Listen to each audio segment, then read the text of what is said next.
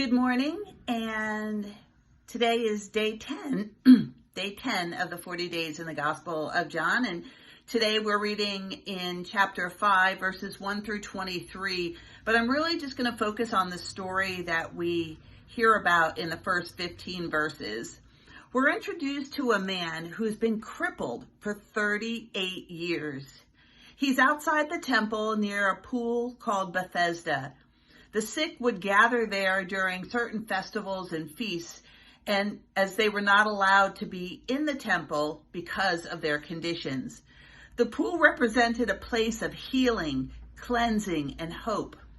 This was such a fitting place for Jesus to come and demonstrate the mercy and the works of the Father. It was believed that at certain times of the year, the waters were stirred by angels, and the first person to get into the water would receive a healing. For 38 years, the man sat on his mat with hopes of receiving healing.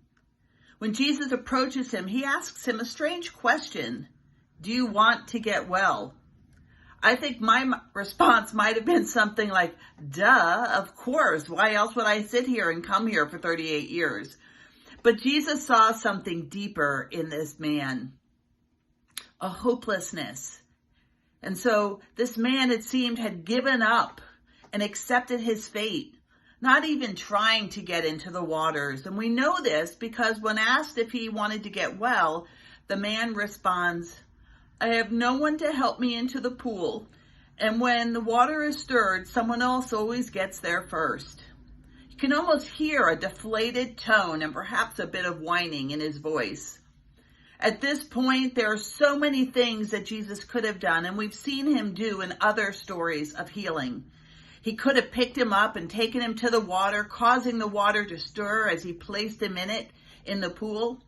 He could have touched him and made him whole. He could have said, be healed. But instead, this man who just complained that there was no one there to help him and he couldn't do what was necessary to receive his healing, is asked by Jesus to do something the man physically could not do. Jesus tells him to get up. This was physically impossible for him, and the reason he never made it down to the pool in time for healing. Yet in this moment, Jesus' words carried a power of healing.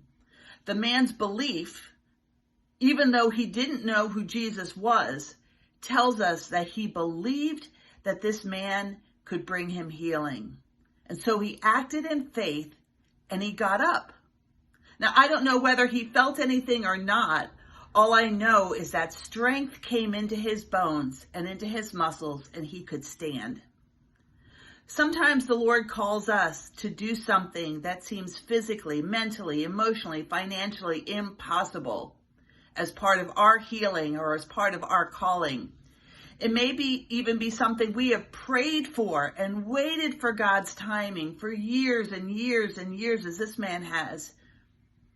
And yet we are called by faith in God's perfect moment to stand up and walk in faith into the reality that he has for us.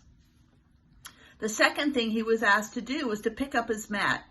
Now, why would he be asked to pick up his mat? Why would he even need it anymore? Well, I believe the mat represents where he had been living, in a place of despair, hopelessness, and being stuck. Jesus was saying, you do not live there anymore. You are no longer the old man who sits on the mat by the water. Pick up that mat. It doesn't define you anymore.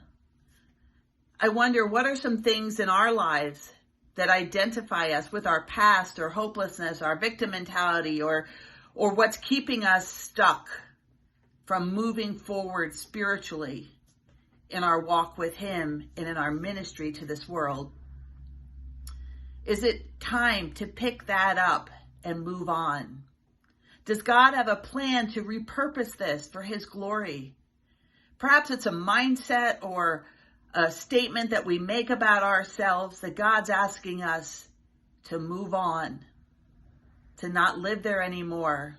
Ask the Lord, as I am, to search you and show you what your mat is and what he wants you to do with it. And finally, he tells him to walk.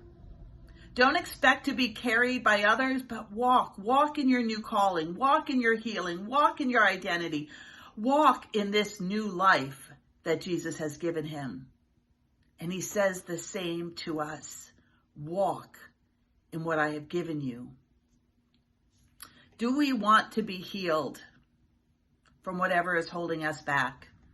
Are we settling for some dysfunctional or unfruitful thing in our lives when Jesus calls us to get up and walk in the power of his presence?